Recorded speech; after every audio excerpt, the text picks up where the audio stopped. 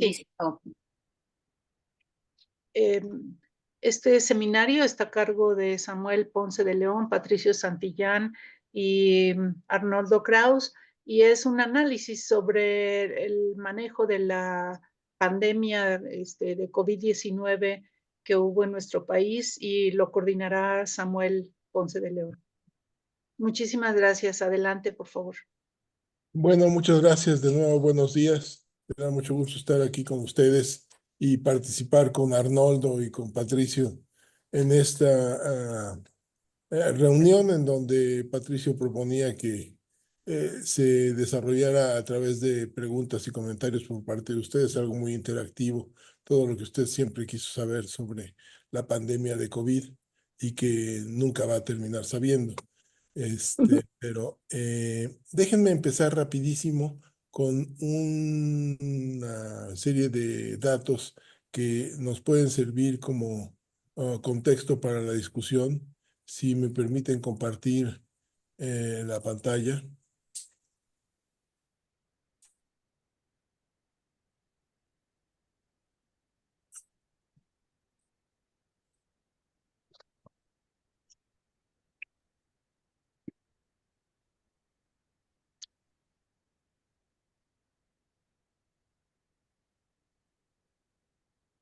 ¿La ven? Sí. Sí, sí la vemos.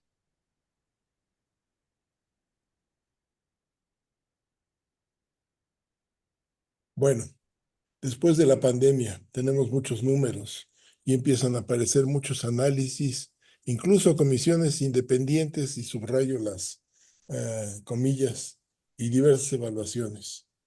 Claramente la mortalidad del COVID en México fue muy elevada, sumamente elevada, de las más altas del mundo, dentro de las registradas, vale la pena decir, porque hay países que tienen registros malísimos, particularmente, por ejemplo, yo diría, como la India, por ejemplo, como países africanos, como el sudeste asiático, pero dentro de los que reportaron realmente, y debo decir que México lo reportó mm, correctamente. ¿No? México lo reportó correctamente. Ha sido muy, muy alta. Pero cuando rompe la pandemia, su país, la situación de México en términos del tema de salud, yo desde mi punto de vista ya era insostenible. Este es el número de camas por 1,000 habitantes que había cuando empieza la pandemia. Y de muchos años atrás, esta es la cifra que había predominado. Somos el país que tiene menos camas en todos los reportes de la OCDE. Y lo mismo ocurre con los reportes de OPS, que tienen bastante atención sobre los países latinoamericanos. También México, dentro de Latinoamérica, es uno de los países con uno de los sistemas más pobres. El número de enfermeras por 1,000 habitantes, también sumamente bajas. El número de egresos hospitalarios, también el último en todo este grupo de países. Insisto, esto no es consecuencia de la pandemia, esto es antes de la pandemia. El gasto en salud de muchos años atrás, incluso con todo y seguro popular. Y en cambio, la situación de morbilidad en nuestra población, con primer lugar global de obesidad y diabetes que anda por ahí también sumamente cerca. Las muertes por COVID se ha enfatizado recientemente de manera muy amplia y explícita, y fueron muy, muy altas, es cierto, y se han hecho análisis que llevan a algunas conclusiones que ya lo comentamos alguna vez, me parecen exageradas en términos de decir que incluso 300,000 muertes no debieron haber ocurrido, y ocurrieron básicamente porque se tomaron malas decisiones. Y entendiendo que se tomaron malas decisiones y que el manejo fue incorrecto en muchos puntos, las muertes, en mi percepción, ocurrieron más que nada por esta insuficiencia del sistema. Entonces aquí tenemos este cuadro de la comisión de independiente, en donde ponen los excesos de mortalidad de acuerdo a la OMS, de acuerdo al Instituto de Métricas de Estados Unidos, por alrededor de 300,000 muertes, que las consideran en exceso y no atribuibles a condiciones prepandemia.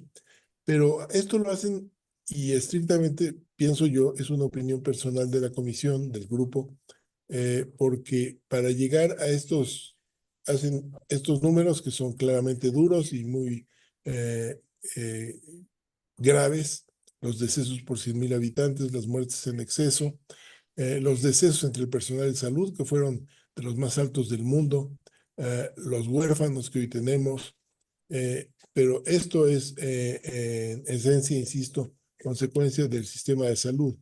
El número de muertes que ocurren como exceso, evidentemente, desde mi punto de vista, tiene que ver con las condiciones preexistentes del sistema de salud y la morbilidad de nuestra población, más que por otras cosas. Hubiéramos podido tener no a López-Gatell, sino a alguien más en la Secretaría de Salud conduciéndola y sin equivocaciones con respecto a los cubrebocas, que no fue algo personal de López-Gatell, vale la pena decir, pero ya lo veremos más adelante. Las consecuencias hubieran sido las mismas porque el sistema no daba para más, simple y sencillamente, y lo que ocurrió en 2020 ha sido la peor catástrofe que hemos enfrentado en el mundo en los últimos 100 años. Una gente para el que no teníamos ninguna experiencia inmunológica y que se extiende e infectó prácticamente a toda la población con sus consecuencias. Este sería el marco inicial. Así que de aquí pues nos vamos a lo que nos llevará a las preguntas y comentarios por parte de todos ustedes. Sam, si quieres yo. Un comentario, Arnoldo. Sí, bueno, muy gracias, Sam, por las transparencias que preparaste. Están muy demostrativas y son muy dolorosas. Claro que tomo con muchísimo respeto lo que dices porque es veraz de que entramos a la pandemia con un sistema de salud deficiente, retrógrado, pues muy mal sistema de salud. Y lo cual también hay que tomar en cuenta para lo que dijimos antes, que ahora ese sistema de salud para mí está peor. No sé los que Perdón, perdón, Arnoldo, ¿te puedes acercar un poquito al micrófono? Ah, sí. Bueno, decía que todo lo que tú muestras, Samuel, yo concuerdo con eso y por supuesto que el sistema de salud en el momento de la pandemia era pésimo, era malo, era de mala calidad, era pobre, etcétera, un lastre que venimos arrastrando desde PRI, PAN, etcétera, etcétera, etcétera. Y eso, claro, hace más factible que haya más muertos. Esa tragedia mexicana, bueno, fue mexicana, sí. Yo no sé si haya cómo comparar con los lugares del mundo, qué lugar ocupamos, con otros países del mundo, perdón, qué lugar ocupamos, pero es suficiente ver lo que sucedió acá, se puede ver lo que pasó en Nueva York, en Estados Unidos, en Italia, en España, que también hubo un gran número de muertos. No sé si se vale siempre usar la palabra exceso de muertos, pero lo fundamental es lo que comentaste. La pandemia llegó en un sistema de salud pobre y que no funcionaba. La segunda cosa es la eficacia o no de López-Gatell, que fue juzgado para mí en exceso con esa comisión independiente que tú mencionas. Para los que no la conocen, son 400 páginas de un documento firmado más o menos por 25 personas, Sam, ¿o cuántas personas lo firman? Sí, más o menos. 25, de los cuales hay 3 médicos, digo médicos porque los médicos son importantes en la pandemia. 2 de ellos no viven en México, que sería Jaime Sepúlveda, que es el dirigente del comentario. El segundo es Julio Frenk, que va y viene. Y el tercero es Carlos del Río, un epidemiólogo muy respetable que sí hace clínica y sí se pone el estetoscopio, creo que está en Atlanta.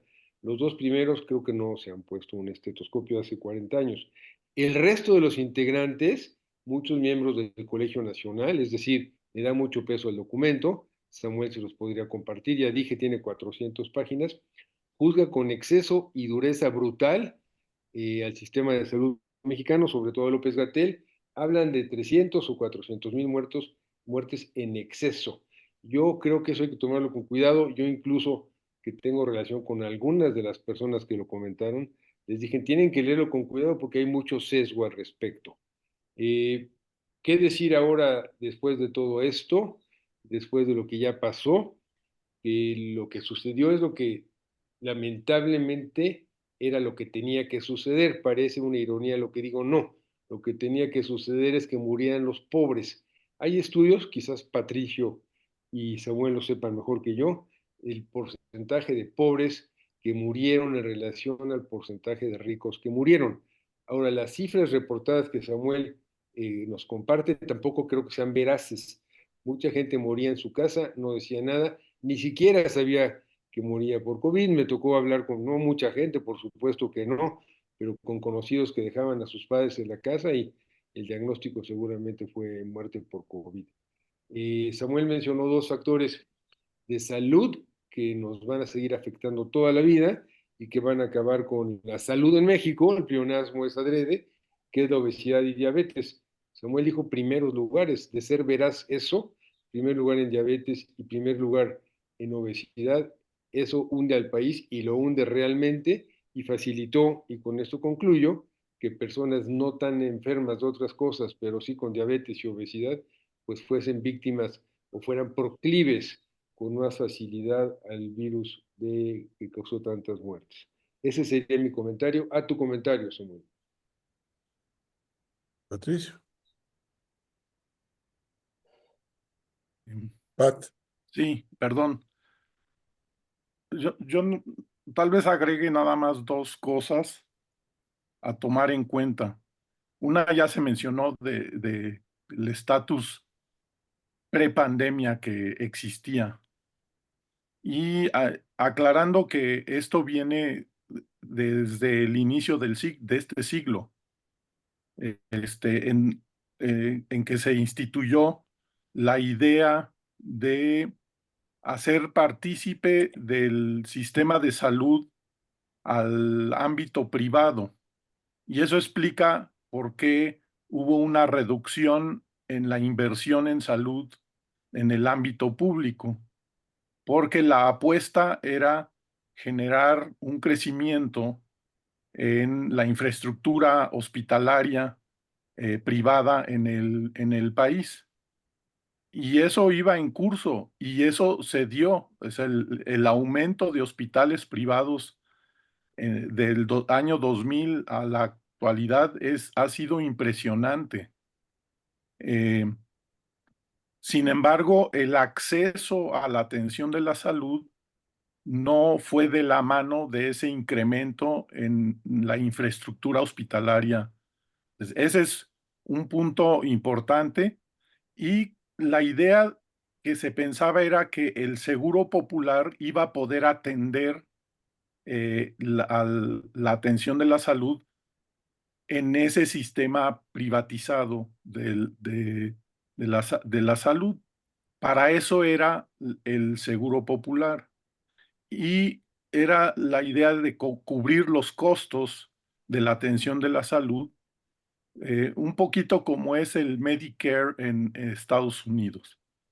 Sin embargo, la implementación de ese seguro no se dio de golpe, de lleno, sino que fue paulatino y fue muy, muy lento. Poco a poco se fueron incluyendo temas de la salud. A veces, por cuestiones epidemiológicas, se incluyeron una serie de cosas. Por ejemplo, la atención de la diabetes no fue incluida en un inicio. ¿Por qué? Por la magnitud del problema que ya existía en el país y por la imposibilidad del Seguro Popular de lidiar con las consecuencias de la diabetes. Y nomás pongo como ejemplo la insuficiencia renal crónico terminal, que implica o una de dos, o incrementar los programas de trasplante renal en el país y además incrementar el acceso a hemodiálisis en el país. que por cierto, sí hubo un incremento en el acceso a hemodiálisis, porque el sistema público, sobre todo el sistema socializado, se vio sobrepasado y tuvo que empezar a subrogar una serie de servicios, y uno de los que empezó a subrogar fue el servicio de hemodiálisis. Y entonces se crearon una serie de unidades de hemodiálisis en el país. Ahorita yo no tengo cifras o gráficas para mostrarles, pero son cosas que fueron pasando. Ese es un punto, ¿no? Entonces, sí, sí hubo un deterioro del ámbito público y el ámbito social se vio estancado, y pensaba que iban a resolver el problema con el apoyo del Seguro Popular para eso.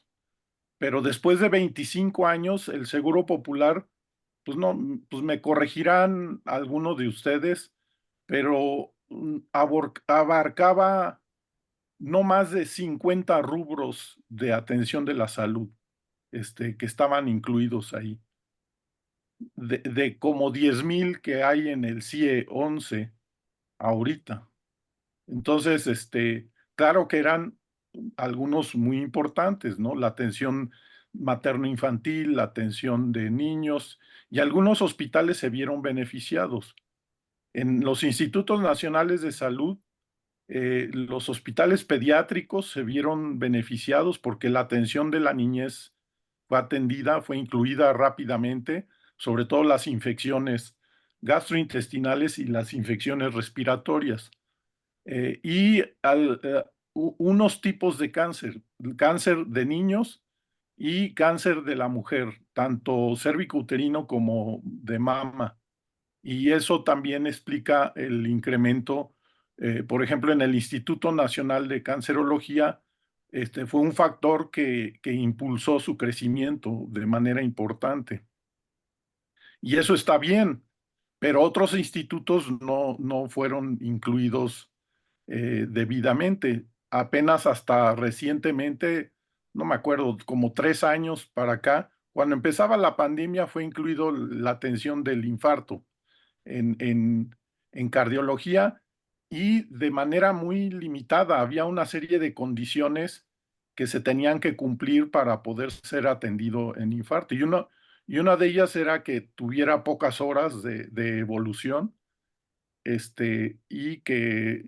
y había un límite de edad, que no me acuerdo si eran 40 o 50 o 45 años, que me parecía un poco eh, restrictivo, pues.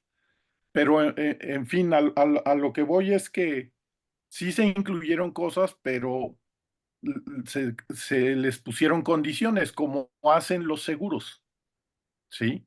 La gran mayoría de la población, o sea, que no tenía seguridad social y no tenía capacidad de comprar un seguro privado o de ir a la atención médica privada, pues hizo dos cosas. Una, ir a los hospitales públicos que ya estaban deteriorados por falta de presupuesto en el país.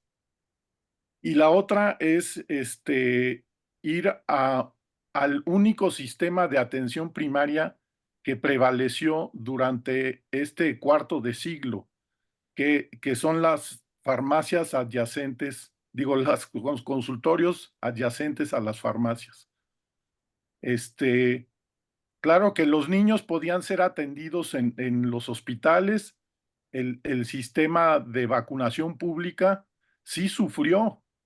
Y bueno, Samuel podrá comentar muchísimo más de lo que yo hago, pero México producía vacunas y dejó de producir porque se pensó que no había necesidad de invertir.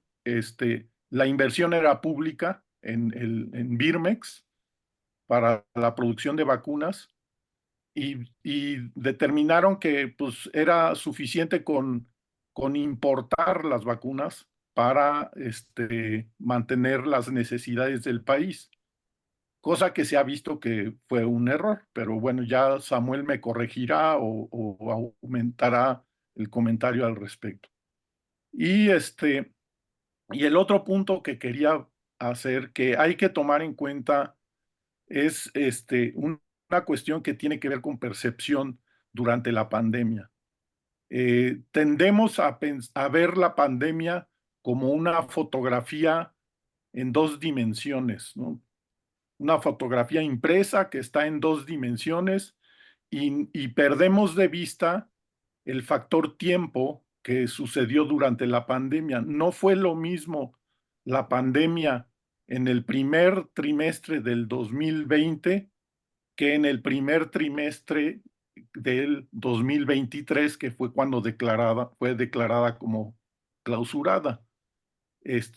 Cada trimestre iba cambiando las condiciones y las necesidades, y eso obliga a tomar decisiones de acuerdo a las circunstancias que se están viviendo. Y los problemas fueron surgiendo de acuerdo a ese factor temporal.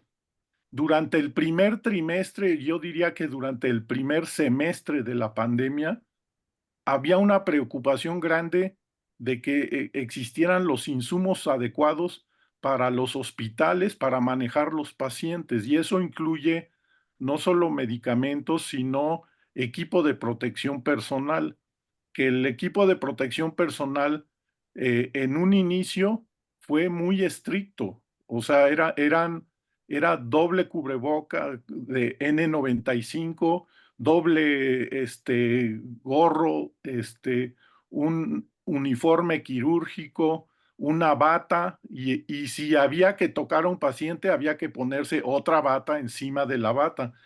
Había que vestirse para entrar al área de donde estaban los pacientes, y si uno iba a tocar a los pacientes, a hacer alguna maniobra directa con los pacientes, había que ponerse doble guante, doble bata, etcétera.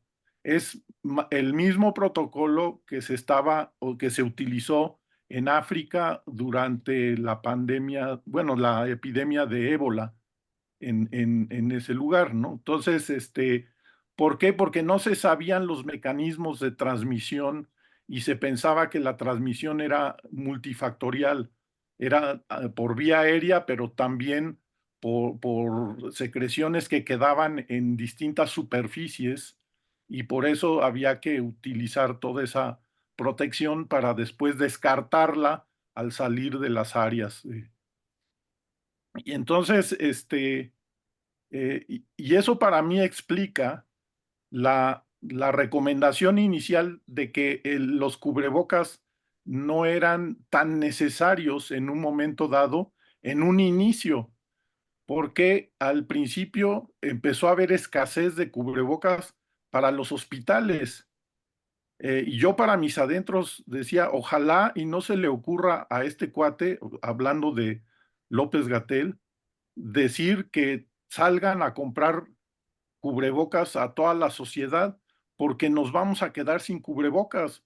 No teníamos lugar donde comprar cubrebocas de los que se necesitaban para la atención de los pacientes, para la protección del personal y la atención de los pacientes. Que los protocolos eh, eh, intensos que se usaron de protección del personal fueron muy variables en el país. Y ustedes habrán escuchado, y el reporte lo menciona, de la alta mortalidad en personal de salud. Yo les puedo decir que en el instituto en el que me tocó vivir la pandemia, en el INER, ningún personal de salud se falleció por COVID durante ese periodo. Del personal que estaba en contacto directo y en trabajo directo en áreas COVID. Sí hubo enfermos, pero ninguno se murió. Y hubo enfermos en el personal que fue enviado a su casa por un decreto presidencial de que la gente arriba de 60 años tenía que irse a su casa, y si tenían comorbilidades también. Y entonces como un 30% del personal del INER se fue a su casa. Y las dos mortalidades que hubo fue en ese grupo. O sea, nunca atendieron a un paciente COVID en el hospital, porque ni siquiera estaban en el hospital, pero se descuidaron en su casa y adquirieron la enfermedad en su casa y pues desafortunadamente 2 fallecieron. Como otros 25 se contagiaron, algunos estuvieron graves, internados en el hospital y salieron adelante. Entonces, pues bueno, esa es la otra. Y el otro punto que para abundar, que ya mencionó Samuel en relación a la deficiencia de camas hospitalarias, hay una deficiencia todavía más grave en cuanto a camas de terapia intensiva. También estamos en el último lugar de la OCDE en camas de terapia intensiva.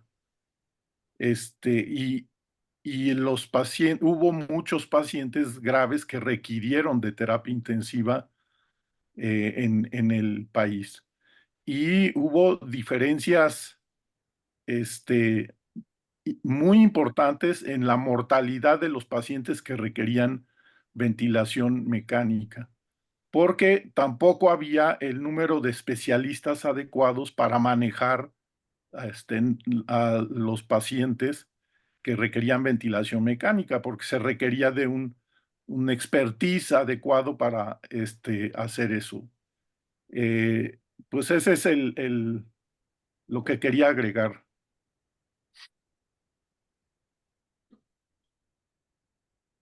Creo que sería muy oportuno oír sus preguntas, básicamente. Entonces, Yo hice una pregunta. Ingrid.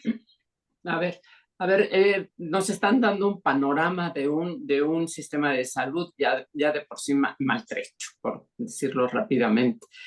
Sí me gustaría saber, y siempre he tenido esa duda, de cómo actuó el gobierno ante esta situación. ¿Le soltó las grandes cantidades de dinero que eran necesarios para poner las camas necesarias, para comprar los medicamentos necesarios, para comprar los cubrebocas, o privatizó un sistema o una tendencia hacia la austeridad y que pues vemos los resultados? Esa sería mi pregunta. ¿Cómo consideran ustedes que actuó el gobierno? Mi impresión fue que evidentemente ante una falta de preparación que venía de antes, porque idealmente tendría que haber los recursos en el sitio, me refiero a un almacén de insumos suficiente para contender con eso, no lo había. Entonces, había reuniones en la coordinación de institutos desde enero de 2020 diciendo, esto se necesita, esto se necesita, esto se va a necesitar, y se hacían, entiendo, solicitudes de compra que pues siguieron la tramitología característica de la burocracia mexicana, y en un momento en donde todo el mundo estaba comprando lo mismo. Entonces era dificilísimo realmente obtenerlo. Si bien efectivamente no hubo un presupuesto extraordinario, entiendo, hubo de hecho el ofrecimiento del Congreso para tener un presupuesto libre ahí, dispuesto para eso. No, entiendo que no se utilizó, no se requirió, y que las compras se hicieron por los canales habituales, a las velocidades habituales. Pienso que sí pudo haber sido mucho más ágil, contar con más recursos libres de la tramitología, pero para eso se requería tener claramente definido que estábamos viviendo una situación de pandemia que se tardó mucho en declararse formalmente, porque lo tenía que declarar el Consejo de Salubridad General, que estaba de alguna manera fuera del foco, porque sí, este fue uno de los errores muy graves en la gestión. El poder de decisión lo centralizó completamente López-Gatell. Entonces, cuando lo que tendría que haberse hecho es convocar desde las primeras semanas al Consejo de Salubridad y que ahí se tomaran decisiones y que le delegaran funciones a López-Gatell. No, esto se desapareció completamente. Sí, Entonces, la respuesta es que sí pudo actuar de otra manera el gobierno, sí pudo haber destinado más recursos. Okay. Asunción. Pues, a ver, yo creo que algo que hemos sabido es que había una idea, bueno, un eje central para López Obrador, que era el de la austeridad, y yo creo que sin conocer la dimensión de las consecuencias, tomó decisiones en ese sentido, de querer ahorrar y de perjudicar mucho, ¿no? Y creo que esto no solo durante la pandemia, sino que esto tenía que ver con no tener un sistema, bueno, no mejorar un sistema que ya estaba mal, sino empeorarlo, no sé, pero que tiene que ver con esta idea de la austeridad. Sí, claro, bueno, además hay que considerar que esto ocurre en las situaciones que describíamos, pero además una vez que se dinamitó todo lo que había, el seguro popular, etcétera, funcionando bien o mal, todo se agravó, y en esas condiciones es que se trata de enfrentar la pandemia, efectivamente, y seguramente se pudo haber hecho de una manera mucho más ordenada, pero en mi perspectiva, por ejemplo, preguntan, ¿se pudo haber hecho una mejor reconversión hospitalaria?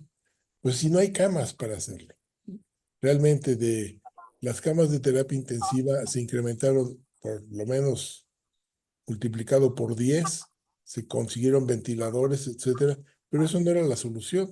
Se compraron ventiladores, se contrató gente que no sabía manejar los ventiladores. La mortalidad en los hospitales del Seguro Social en gente hospitalizada con ventilador fue del 100%.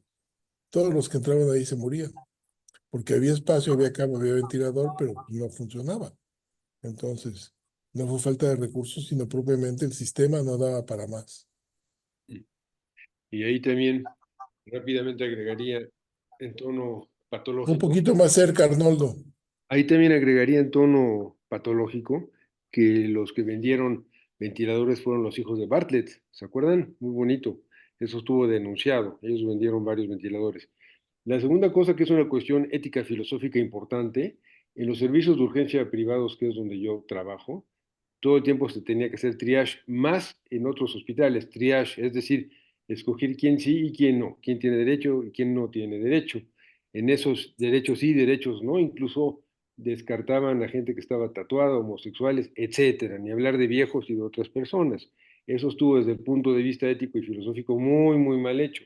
No sé cuál fue la experiencia en institutos de salud como el de Patricio, pero lo que yo viví ahí era muy desagradable. Y sí se limitaba a eso porque, claro, los hospitales privados se llenaron rapidísimo, porque los gubernamentales se llenaban rapidísimo, y de ahí que la cifra de muertos que Samuel dijo, como yo ya noté anteriormente, debe ser bastante mayor, no tanto quizás como el exceso de mortalidad del grupo de Sepúlveda et al, pero claro que fue muy complicado y claro que vuelvo a tener que extrapolar esto. Acuérdense que en Nueva York la gente sabía que había muertos porque había camiones en la calle cuyo refrigerador se apagó y apestaba podrido. Acuérdense en Italia que fueron los primeros casos, cuántos murieron sin ningún tipo de asistencia. No es defender a México, pero es decir que nos agarró muy desprevenido esto. Y quizás al final, si da tiempo, Samuel o Patricio, que estuvieron creo que presentes, Samuel sí, creo que la epidemia de influenza se llevó mucho mejor que lo que sucedió en este evento de COVID. Creo que fue mucho más acertado las maniobras de la Secretaría de Salud. Pati. Sí, gracias. A mí sí me interesa saber, conociendo el antecedente de un sistema de salud deficiente, con todo lo que venimos arrastrando, pero ¿cuál fue el impacto que tuvo en realidad? Uno, el reconocimiento tardío de la severidad de la situación. Segundo, la tardanza en liberar los recursos para su eficiente aplicación en la compra de todos los insumos necesarios. Y tercero, entre otros, ¿qué tanto impactó? O sea, la actitud del presidente diciendo todas las mañanas no pasa nada, es como una gripa, usen un detente para esperar, la gente que es honesta no se va a infectar. Todos estos dichos y los dichos de López-Gatell referente a que el cubrebocas era más perjudicial porque entonces, como es húmedo y uno se está rascando y se toca la nariz, decía, es más fácil que te infectes. Y, y luego todo este manejo con medicamentos, con un exceso de uso de antibióticos por parte pues, del grupo médico, en donde daban antibióticos a todo mundo, a diestra y siniestra, para combatir el COVID cuando ya las cosas estaban graves. Pero sí hay una responsabilidad del gobierno o no la hay. Tenemos un antecedente terrible, pero finalmente yo no pienso que debamos minimizar la actuación del gobierno en una situación tan crítica como esta. Pues yo creo que todo lo que señalas son situaciones ciertas. Medir cuál fue el impacto de cada uno de estos puntos sobre la mortalidad o sobre la morbilidad de la infección es sumamente difícil. Evidentemente, el número más claro es mortalidad, y yo creo que en el informe de la comisión se preguntan, hacen una pregunta que dice, ¿México estaba predestinado a tener esta mortalidad? Yo creo que sí estaba predestinado, por lo que acabamos de ver y por la forma en que ocurrieron las cosas. En sentido estricto, y no estoy tratando de quitarle culpas a nadie, yo creo que la gestión fue extraordinariamente difícil en todo el mundo. Y lo que se decía es que se tomaban las decisiones como, y el ejemplo que se ponía era ir tomando decisiones de vuelo a obscuras en un avión que se está construyendo simultáneamente, porque realmente no sabíamos qué pasaba. La OMS fue muy recalcitrante en aceptar que el virus se podía transmitir por vía aérea durante los primeros meses incluso, hasta que se reconoció la transmisión por vía aérea. Entonces, por eso eran las recomendaciones que ya describía Patricio. Se hacía mucho énfasis en el no tocar, la distribución de alimentos, casi las dejaban ahí tirados en la puerta para no tener contactos, y la gente limpiaba con alcohol las superficies. Después se demostró que nada de eso servía y que todo era un tema de transmisión aérea, incluso por la conjuntiva ocular, que no se sospechaba, se estaba aprendiendo todo eso. Entonces, en algo que estamos aprendiendo, en un sistema que está con los múltiples déficits, evidentemente los errores, ¿cuál fue los dichos de López Obrador, el impacto sobre la mortalidad? No lo sé. Yo empíricamente diría que fueron menores ante los otros factores que estaban pesando mucho más. Creo que fue más grave, sí, la concentración de poder por parte de López-Gatell en todas las decisiones. Hacía alusión, Patricio, a la pandemia H1N1, en donde sí tuve la oportunidad de estar muy, muy de cerca desde antes de que se declarara la pandemia, cuando le estábamos sospechando apenas. Pero en cuanto hay la noción de que tenemos esta situación en el país, lo primero que hace el secretario Córdoba Villalobos es convocar a un grupo de 30 expertos a la sala de juntas Bernardo Sepúlveda en la Secretaría de Salud. Fue lo primero que hizo. En comunicación con Atlanta y con Winnipeg, que eran los laboratorios en donde podía hacerse la identificación plena de la secuencia del virus que estaba circulando. Y en cuanto ellos dijeron, sí, efectivamente, este es un nuevo virus y se trata de una pandemia porque ya estaba en evolución, lo que hizo Córdoba fue, por un lado, desde luego, llamar al Consejo de Seguridad General, y por otro lado, esa misma tarde habló con Calderón, que era el presidente, y le pidió una reunión del gabinete. Y en la reunión del gabinete lo que pidió Córdoba fue suspender las actividades. Entonces, en ese momento empezó un confinamiento que, si ustedes ven la curva de crecimiento exponencial que venía desarrollándose en el país de transmisión de casos, se detiene y se cae la transmisión. Vale la pena decir que fue una pandemia diferente. porque el virus era diferente. El virus lo conocíamos, teníamos experiencia inmunológica, teníamos la experiencia de haber sido vacunados para cepas similares, había algún grado de inmunidad, sabíamos cómo se iba a comportar, sabíamos cómo se transmitía. Desde luego, la diferencia en esas circunstancias fue pues dramática la diferencia en el manejo. Aquí fue diferente, un virus diferente, fue sumamente complejo. ¿Se pudo haber hecho mejor? Yo pienso que se pudo haber hecho mejor. ¿Cuál es el impacto en nuestro sistema, dado nuestro sistema de salud, de no haberlo hecho mejor? No lo sé. Ingrid. A ver, a mí me interesa saber cómo o quién tomó la decisión de distribuir la ivermectina entre la población, un medicamento que más bien es de uso veterinario. Bueno, esa es una pregunta muy interesante porque nuevamente todo desde mi punto de vista se ha manejado muy tendenciosamente. Uh-huh. Ivermectina aparecieron una serie de publicaciones que en un momento en donde no había opciones terapéuticas, porque no las había, aparecen publicaciones que dicen ivermectina, que es un medicamento que se usa amplísimamente para humanos en el mundo. Gracias a la ivermectina se han erradicado enfermedades prácticamente parasitarias. Es un medicamento de muy baja toxicidad, de muy bajo costo, y que tienes de repente elementos publicados en donde dicen esto puede servir. En esas circunstancias podríamos tener una sesión únicamente del colegio sobre si es éticamente correcto o no, si no tienes todavía resultados de estudios que podrán tardarse varios años para usar un medicamento que podría ser útil en una situación de extrema emergencia, como fue el caso. Entonces, yo usé ivermectina en pacientes, en todo, yo diría que no sé qué tanto fue su uso en Europa, pero sí sé que en América Latina se convirtió en un tratamiento estándar, por lo menos durante muchos meses, incluso yo diría más de un par de años, en combinación con otros medicamentos.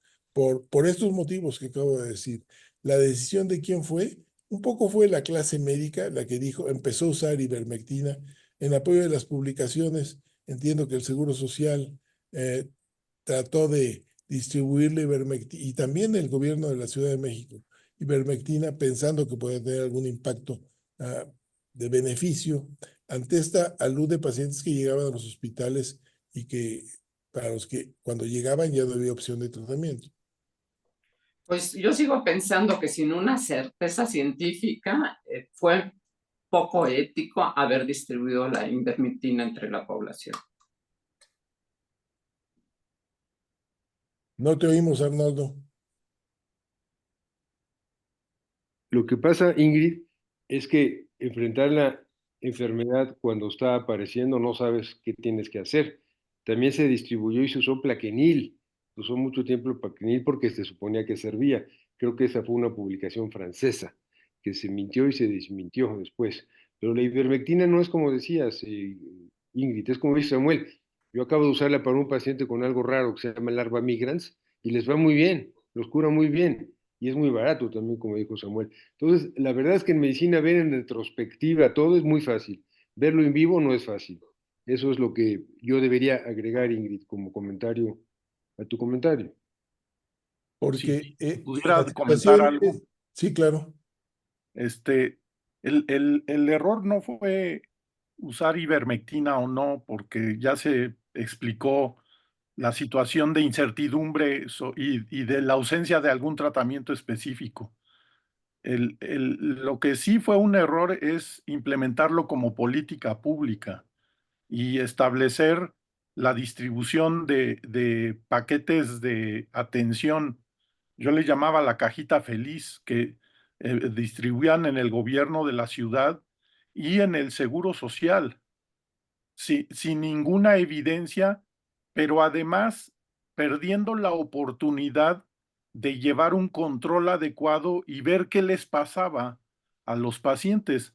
La forma en que nos enteramos que la cloroquina no servía fue porque en Europa, sobre todo en Reino Unido, el sistema de registro de atenciones del National Health Service es más eficiente y se pudo sacar información para ver qué les pasaba a los pacientes que recibían cloroquina.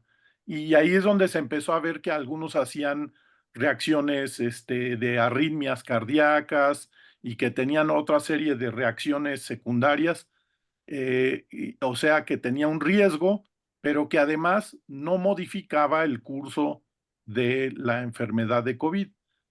Lo mismo se pudo haber hecho aquí si hubiese habido un espíritu de interés de investigación, que en general lo tenemos muy perdido en nuestro país. Somos consumidores de conocimiento, consumidores de información, leemos mucho todo lo que se produce fuera, pero hacemos poco por nosotros mismos.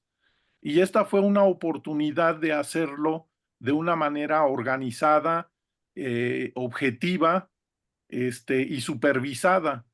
Eh, y hay planes, de ahí surgió de que la OMS estableciera lo que denominan el Plan MEURI para el análisis de medicamentos y ver si son eficaces o no durante una pandemia en situaciones de urgencia.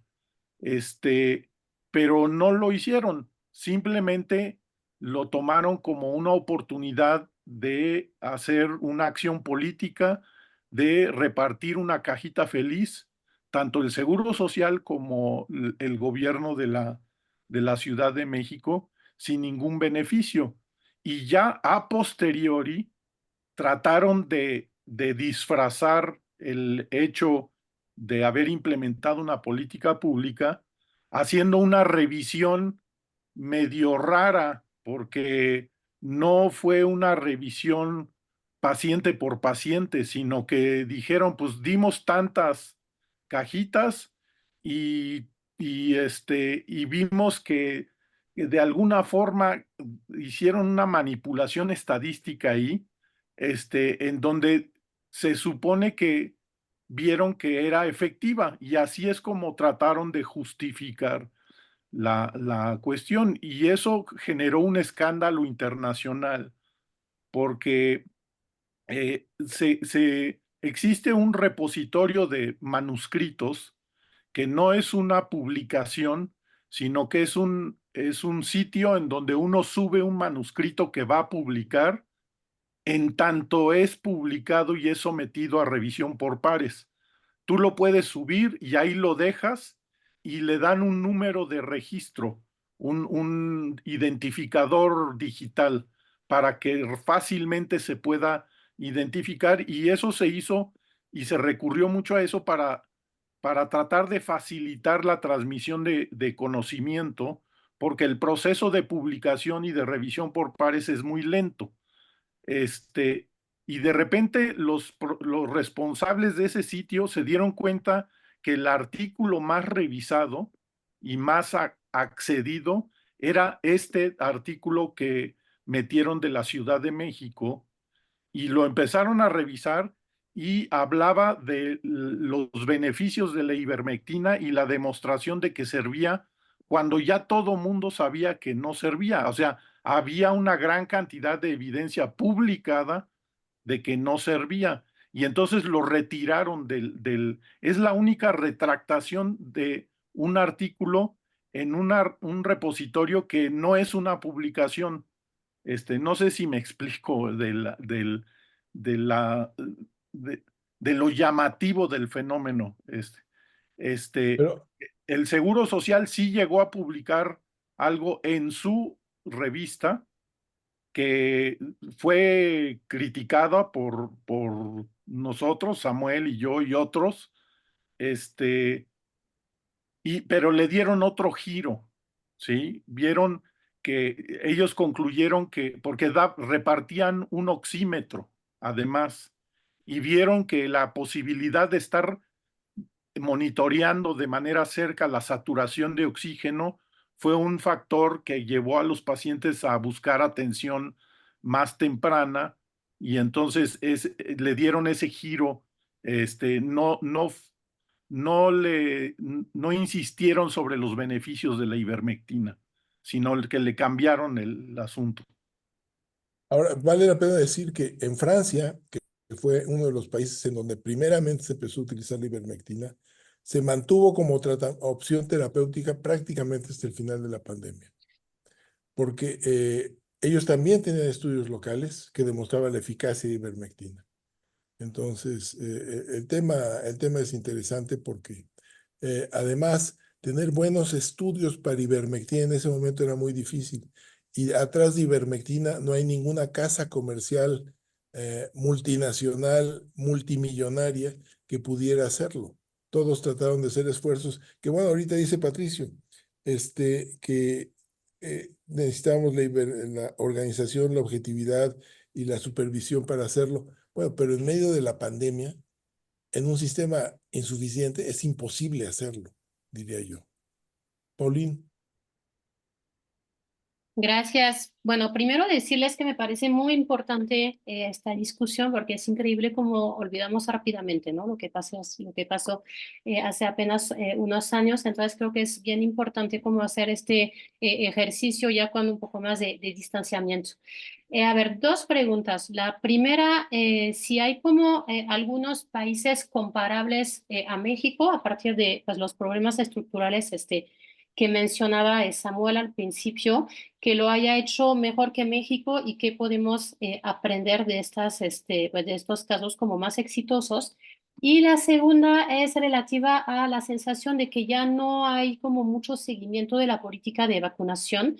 Entonces, me pregunto, pues, ¿qué pasa, no? Si va a haber como políticas de vacunación para adultos mayores, también respecto a las niñas y niños, si se consideró finalmente con un poco más de distanciamiento que sí, pues en esta relación como riesgos-beneficios y sí hay que seguir vacunando a los niños, pues un poco lo que se tiene pensando, ¿no? Pensado a partir de ya la evidencia que se ha recolectado en los últimos años. Muchas gracias. Bueno, yo no conozco estrictamente ningún país que podamos comparar con México. Japón tiene la misma cantidad de habitantes, pero tuvo una mortalidad muchísimo menor. Desde luego, es interesante, pero los países que tuvieron mejor desempeño habitualmente son islas como Japón, como Nueva Zelanda, que tuvieron un control y que tienen además una economía diferente y que tienen un sistema de salud diferente y una educación de su población también diferente, que es fundamental. Además, una comunicación que no se vio interrumpida como, tan disruptiva como la que ocurrió en México.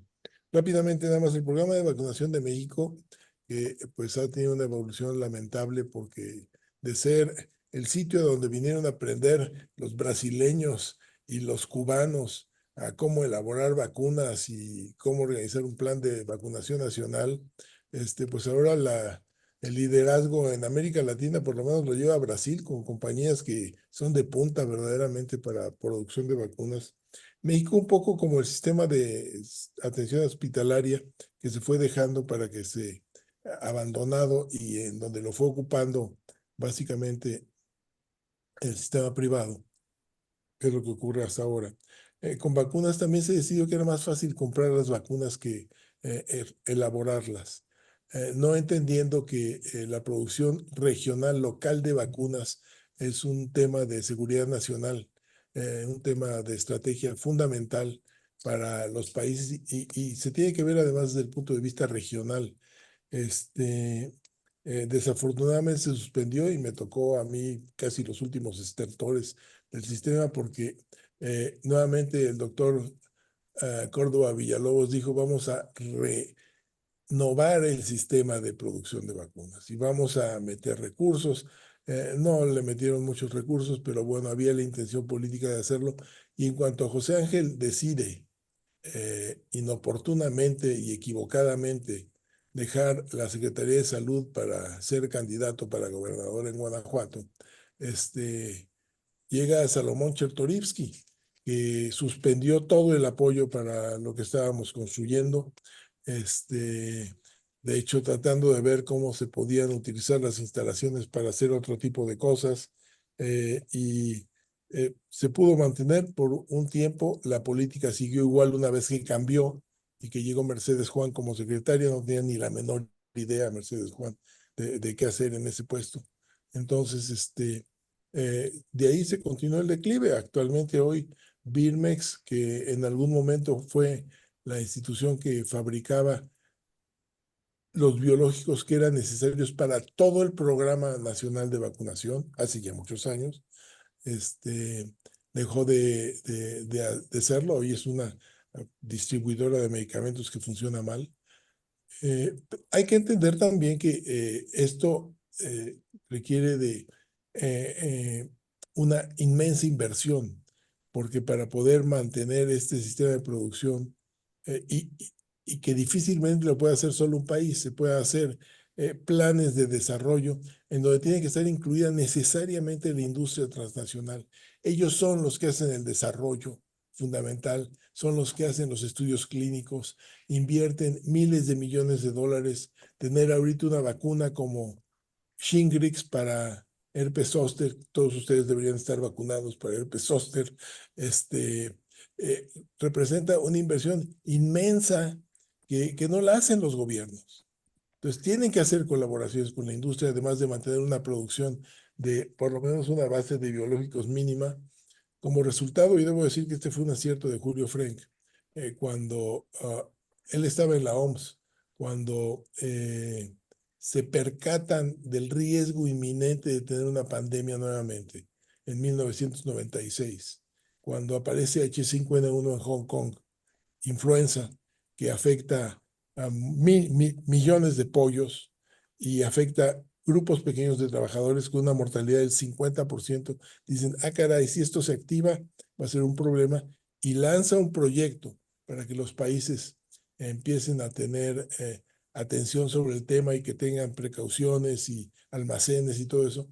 Ahí se empieza con el plan de desarrollar el proyecto de tener producción de vacuna de influenza en México, porque ustedes vivieron H1N1 y vieron cómo la vacuna llegó tarde, no tan tarde afortunadamente, pero llegó tarde, porque los países tenían que satisfacer su necesidad para su población en donde la fabrican. Pero fue entonces cuando se inició el proyecto de tener producción de influenza en México, que tendría que haber sido una colaboración entre Birmex y Sanofi, que se obstruyó y se destruyó completamente, básicamente con Chertorivsky, y que sin embargo, Sanofi Pasteur continuó con el proyecto. Hoy México tiene una capacidad de producción de vacuna de influenza local que se puede aumentar notablemente, pero es una inversión privada básicamente. Pero el proyecto finalmente derivó de una gestión política de Julio. Juan. Gracias, buenos días a todos y todas. A ver, entonces, el punto de la discusión es que obviamente estuvimos en una situación inédita en la pandemia, que enfrentamos con un sistema muy precario, un sistema de salud muy precario, y que hubo en ese momento, sobre todo en los primeros meses de la pandemia, muy poca información confiable, mucha información y mucha especulación que podríamos decir que era de buena fe de grupos médicos que recomendaban tratamientos, pero también hay que recordar que estuvimos rodeados de muchísima fake news en esos momentos, ¿sí?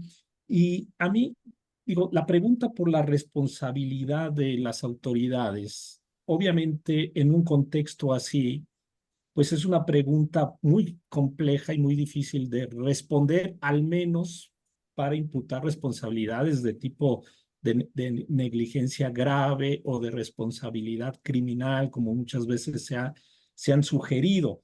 Creo que en condiciones de esta naturaleza, de este contexto que han explicado ustedes, atribuir responsabilidades por negligencia o más aún por cuestiones ya criminales, cosas así, pues es muy difícil de hacer. No quiero decir que no pueda haber existido alguna, pero es muy difícil hacer una imputación de esa naturaleza. Creo que hay datos duros que de todos modos quedan ahí para que exigen respuestas. El dato duro, digamos, del exceso de mortalidad que diferencia a México de otros países, pues es un dato que hay que explicar y hay que buscar explicaciones causales de cómo se produjo. Samuel, Samuel, digamos, opina que esto es un producto, digamos, ya de toda la estructura del sistema de salud, más que de decisiones que se fueron tomando durante la administración de la pandemia. Yo tengo dos preguntas que quizás sean muy complejas. Bueno, sobre todo la primera, la segunda quizá no tanto, pero eh, en este escenario, eh, ¿qué responsabilidades, qué rol a su juicio? Ya se fue Arnoldo, pero bueno, está Patricio, está Samuel. ¿Qué rol tuvieron instituciones como la UNAM, como otras universidades? Yo obviamente conozco que la UNAM tuvo un rol importante, pero yo no vi mucho a otras universidades en esto. Las academias de medicina, ¿qué rol tuvieron? Creo que hubo un problema del gobierno federal de no haber convocado ¿cómo se llama? El Sistema Nacional de Salubridad, donde hay muchas instituciones que participan y obviamente no tuvieron un rol importante en ese sistema nacional, pero ¿cuál fue entonces su rol afuera, como, como, como academias de expertos, grupos de expertos? Me queda claro que la UNAM hizo mucho, porque pues, ahí fuimos testigos de muchas cosas que hizo la UNAM, pero me queda muy claro qué hicieron otras universidades, otros colegios. Entonces, eso es quizás digo una pregunta muy grande, porque aquí difícilmente se va a contestar, pero y la otra es ya sobre el documento de los expertos independientes. A su juicio, es un documento que tiene datos confiables. ¿Y cuál sería su problema? Los juicios de valor que han tachado de sesgados, dudosos. ¿Qué se puede rescatar de ese documento de 400 páginas? ¿Qué es lo valioso y qué es lo que habría que poner entre corchetes ahí de ese documento? Bueno, desde mi punto de vista, es muy interesante la primera pregunta que haces, porque cuando se hace la primera reunión del Consejo de Salubridad General sobre el tema de la pandemia, parecería que todo el gabinete del gobierno era meramente un espectador y estaban esperando a ver qué decía Salud para ver qué era lo que iban a hacer. No entendían que el problema era algo que iba mucho más allá de salud y que implicaba temas económicos, temas de trabajo, temas de turismo, temas de comunicación, temas de producción de productos, temas de impuestos, temas de muchas cosas. Todo el mundo, nadie tenía una respuesta. Entonces todos estaban mudos viendo a ver qué decía Alcocer, que volteaba a ver a su vez a López-Gatell y que López-Gatell pues tomaba las decisiones que tenía que ir tomando más o menos. Entonces, nadie cumplió con sus responsabilidades, sería la respuesta, con excepción de algunas pocas instituciones, pienso yo, porque aquí también entró otro elemento que yo creo que podríamos anotarlo como uno de los errores graves también de la gestión, en donde la Secretaría de Salud le prohibió hablar a todo el mundo sobre el tema, por lo menos en el área de salud. Y bueno, Patricio lo sabe. No, se pedían opiniones a los directores de los institutos, a los miembros de cualquier parte del sistema de salud en México. Nadie opinaba porque estaba prohibido que opinaran, solo algunos voceros podían opinar. Por eso fue tan evidente en algún momento la participación de la UNAM, porque nadie tenía que pedir permiso para tener sus explicaciones Entonces, bueno, las responsabilidades que yo diría que prácticamente nadie las cumplió, las universidades, todo el mundo lo que asumió era que tenía que irse a su casa y esperar a ver qué pasaba y qué decía el gobierno para ir siguiendo las recomendaciones. Esto fue desafortunado y habla de falta de preparación de educación en general y de preparación prepandémica, que insisto, estaba solicitada por parte de la OMS desde finales del siglo pasado y que no se ha hecho todavía hasta ahora. Ahora, de los temas rescatables de la comisión, yo creo que es un gran trabajo el que hace Jaime en la recopilación de los datos, en la organización de los datos, básicamente.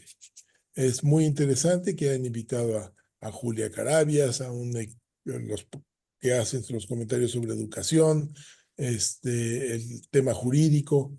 Todos esos son análisis útiles, pero el tema central en donde ellos se enfocan y dirigen sus baterías y sus reflectores es tratar de encontrar, desde un principio, se habla con un tono de desaprobación de la gestión y básicamente culpabilizando, es muy evidente, a la autoridad de salud, implícitamente desde luego al presidente. Entonces, en un momento además, el timing político era evidente para su publicación.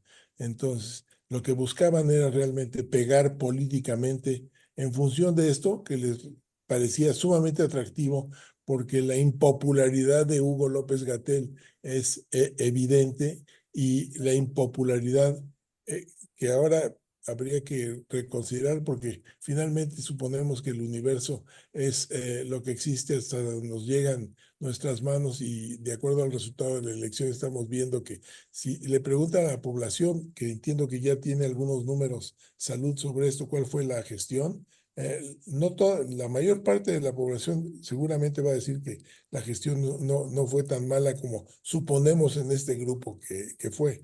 Entonces, yo creo que la comisión, los datos, la primera parte, los datos es muy buena, los datos que no son de salud directamente en análisis son buenos, pero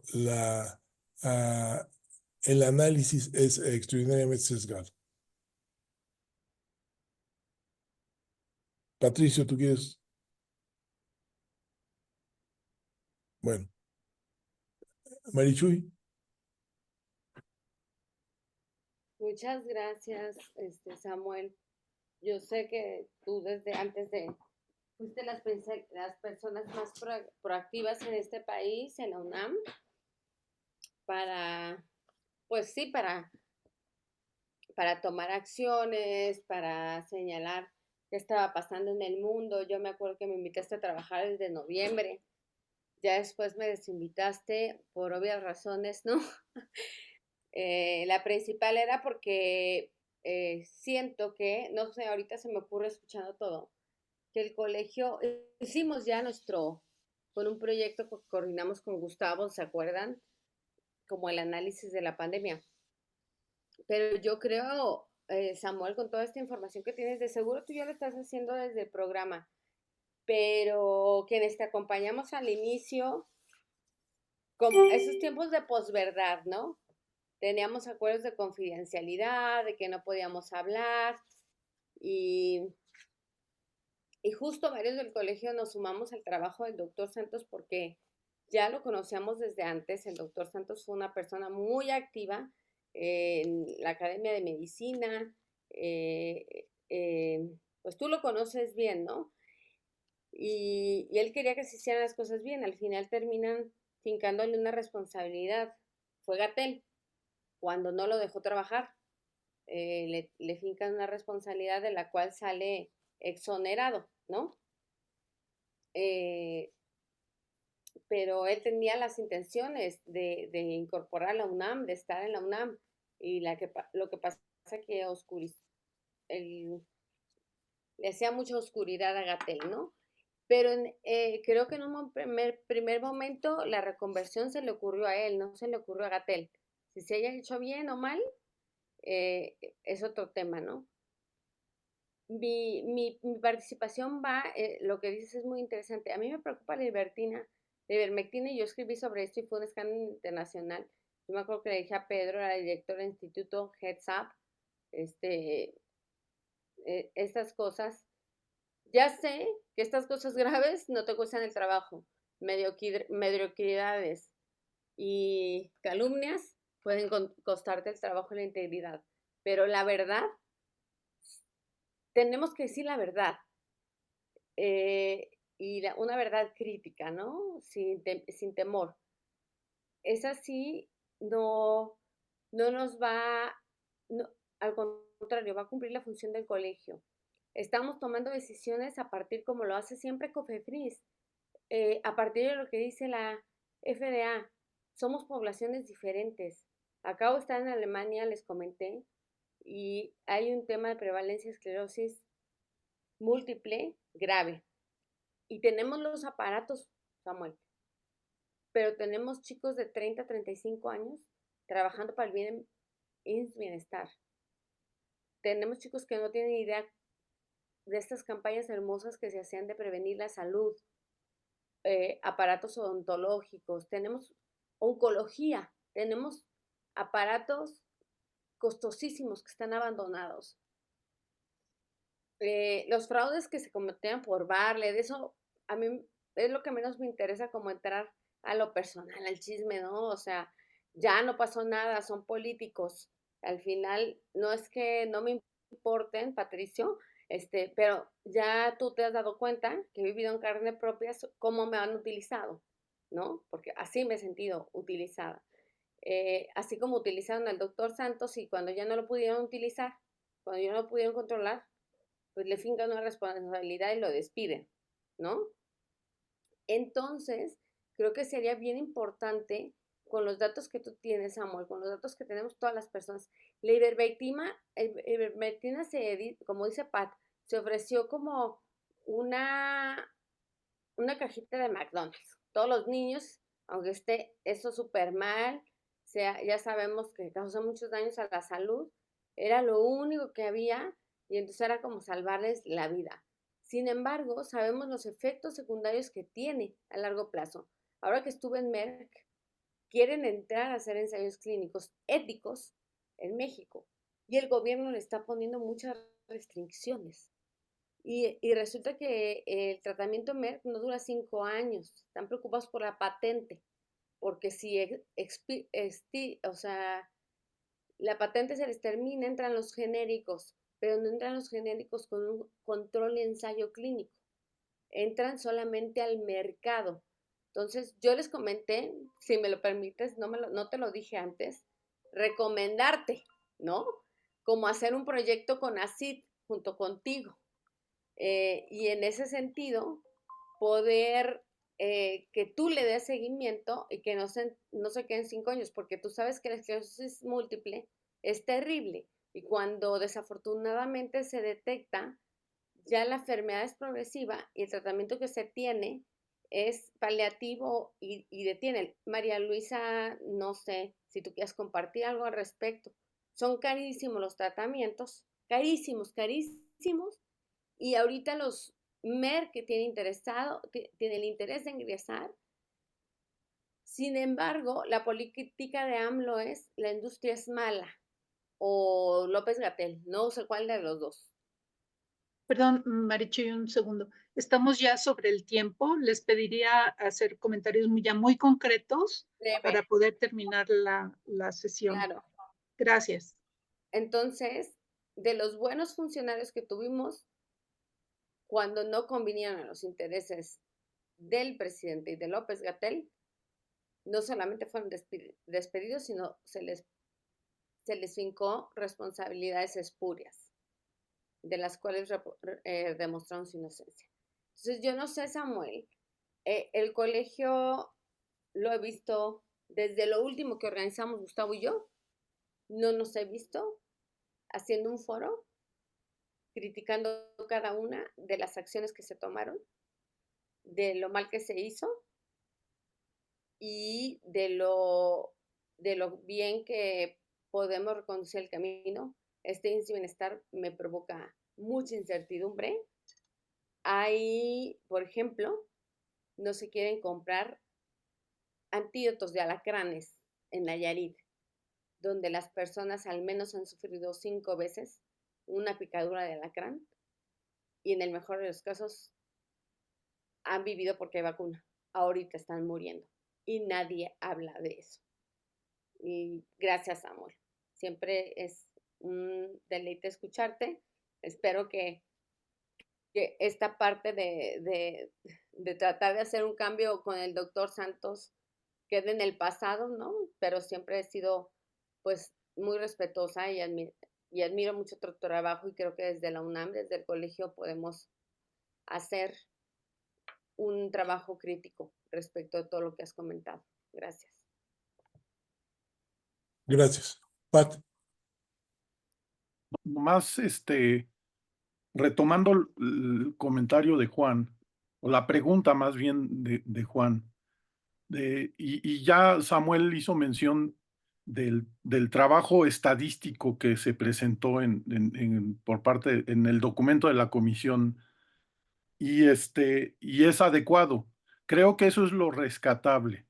El problema es cuando se analizan una serie de factores que son estructurales, de infraestructura humana, de infraestructura hospitalaria, de sistemas, del sistema primario de atención de la salud y de la carga de enfermedad existente desde hace años en nuestro país, que ya se ha comentado, y desafortunadamente el documento los hace a un lado y dice que no son factores que intervienen, que el único factor es toda la cuestión de la gobernanza y de las decisiones que se tomaron a nivel central de manera inadecuada, que como ya se mencionó es criticable, pero decir que ese es el único factor que explica 300,000 muertes en exceso, creo que es una exageración. Y eso es así es como lo veo yo.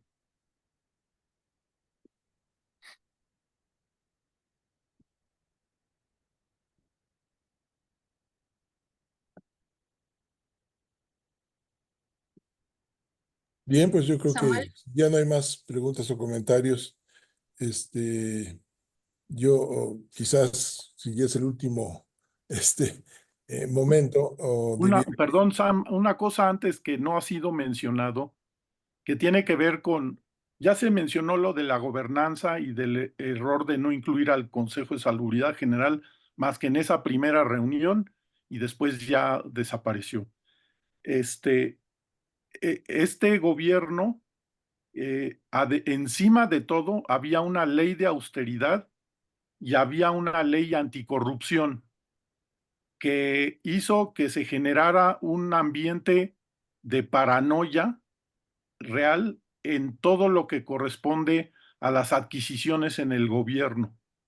Y eso yo lo veía cotidianamente en el instituto. La gente administrativa encargada de hacer todo el proceso de adquisiciones, que es muy problemático, realmente tenía miedo de regarla porque tenían miedo de ser sancionados o acusados de corrupción, porque fácilmente se prestaba a algún error todo lo que se estaba haciendo. Y no se consideró proteger a este sistema administrativo dentro de los hospitales, porque eran una parte importante del engranaje en el funcionamiento de las instituciones médicas. Entonces, esa era algo que no se había comentado y que quería dejar. Gracias. bien, pues muchas gracias a todos, gracias por la oportunidad de estar hablando sobre este tema que yo creo que tenemos que volver a él una y otra vez.